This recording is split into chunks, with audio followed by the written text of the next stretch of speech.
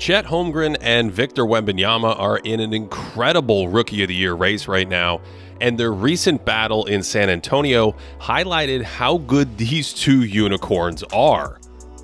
Right out of the gate, Chet is matching up with Victor, who's playing point guard, helps a teammate to set a pick for him in the right spot, then goes to the crossover to drive into the lane and spin it in for two. And this is crazy balance from the tallest point guard in NBA history, spinning back and into Holmgren to finish the play. A minute later, the smaller Jalen Williams is on Wemby. He's still playing point and spins around a screen. And check out this versatility where he becomes the screener. Then the second he rolls into any daylight, you can just throw the ball up to him. And in one motion, he gets that in the air, and it's almost a three-point play.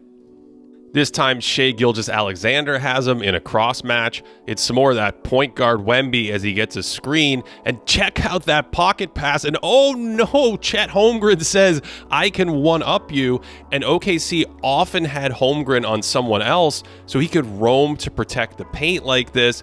It's a great one-handed delivery from Wemby, but Chet's verticality at the basket is spectacular, and he gets the full Russell by blocking it and then saving it to a teammate.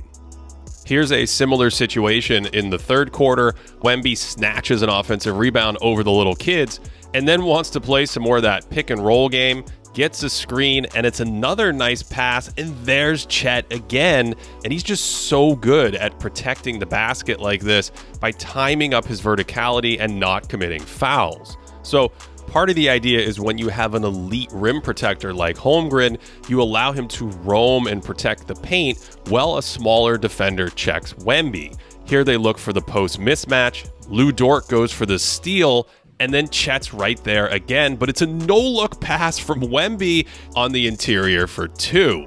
Yes. Because he's 7'4", he often has mismatches to attack in the paint. The Thunder switch the screen here with Dort, so he has about a foot height advantage when he catches it, goes back to that spin. Chet comes over to contest, and Wemby somehow bends it around him, and this is really good balance from Wembanyama, and then the awareness and body control to adjust the shot around Holmgren at the last second.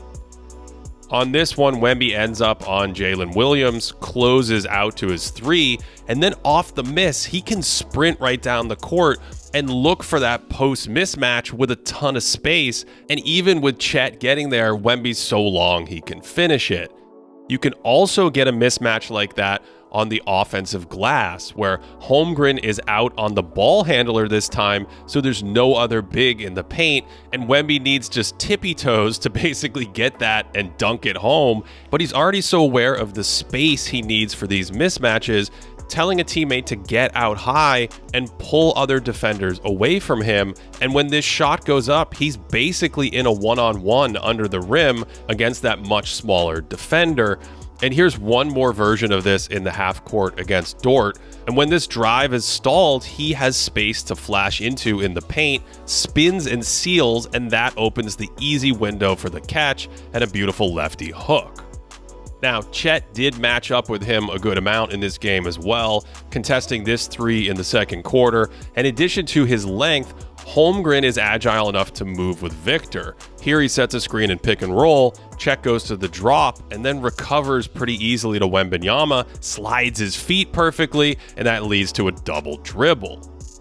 That round went to Chet, so the Spurs set a cross screen for Victor, and Holmgren has to go way around it, which means he gets this catch at the free throw line, takes a step and dunks it. And that's right, it only takes one step for Wembanyama to explode into space and slam it from there. The next time down, they try the exact same action. This time, Holmgren goes over the screen and recovers to the block quickly enough. The double comes, and it's a tough fade.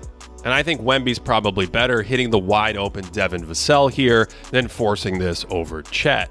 Although we did see some Wemby passing chops in this half. He's isolated on the wing here, crosses through his legs, and as the help comes, lays it off for a cutter, and it's just a little off the mark, although a great idea.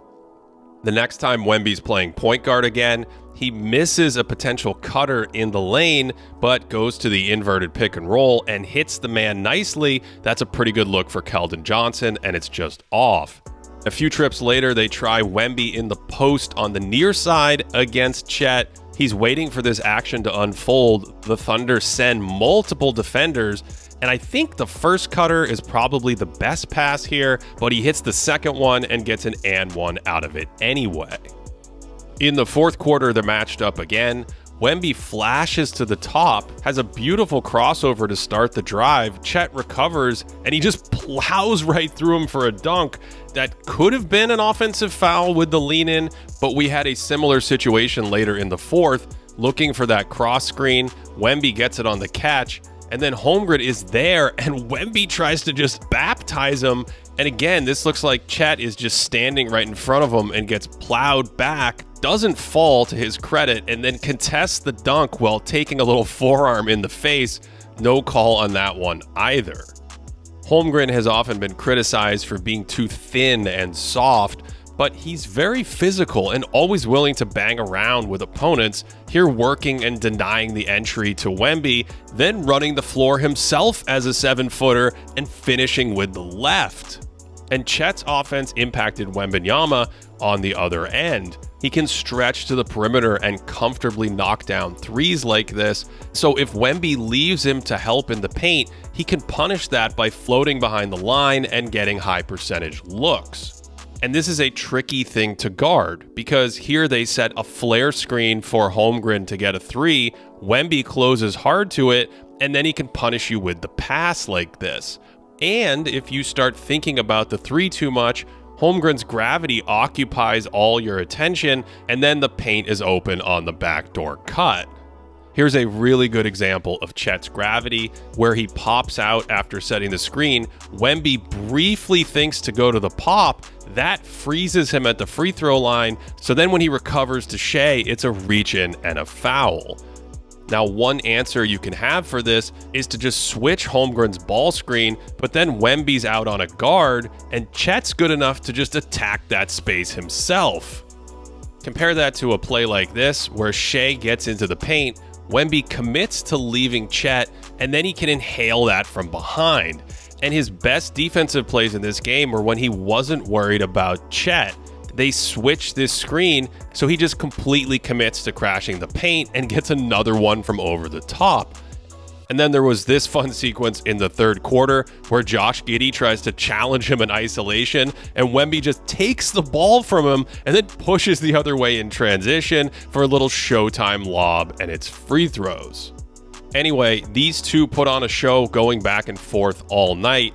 This was probably my favorite sequence, with Holmgren dropping to defend the pick and roll, staying with Wemby, and then at the last second angling over to block the shot. Again, the Thunder keep the possession. This gets them out in transition, and when they get downhill, Wemby comes from nowhere and erases it from behind. But man, for a 21-year-old, Chet's skill playing pick and roll coverages like this, where he can time up his rim protection at the last second, is already near the top of the league. And of course, he's skilled enough offensively to take it himself and knife through traffic with these great finishes. I'm not sure who to score this round for, but Victor Wembanyama has had an offensive explosion in the last month. We'll have a full video coming up on that shortly, and that has made this battle between these two unicorn giants one of the great Rookie of the Year races of the 21st century, and hopefully the beginning of one of the great big man rivalries in NBA history.